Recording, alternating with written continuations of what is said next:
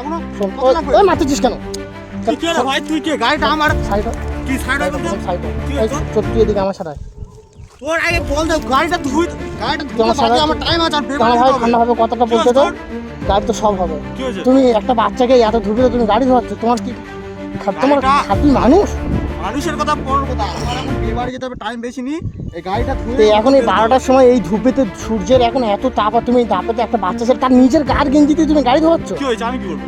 আমি কি বলবো আমি মানে? কি করবো? ওর অপরাধটা কি ছিল তুমি এরকম গাড়ি ধোয়াচ্ছ? ওর অপরাধটা হচ্ছে গেলে ওর বাড়িতে এখন ওর বাম্মা খেতে পারেনি, হ্যাঁ দুদিন আগে ছিল। হ্যাঁ আমার কাছে এসে বলেছে যে আমার চাল দাও, চাল দিলে আমি টাকা দিচ্ছিল না, আমার টাকা লাগবে না, চাল দাও, দিলে আমি রান্না করে খাবো। হ্যাঁ আমি এখন 10 কেজি চাল দিয়েছিল, হ্যাঁ যা আমি বলেছি যে টাইম মতো দিতে হবে তবে আমি দেবো। হ্যাঁ ওরা এখন 10 কেজি চাল দিয়েছি, ও এখন বলতেছে হ্যাঁ আমি 10 দিন পরে কি আর 15 দিন পরে দেবো।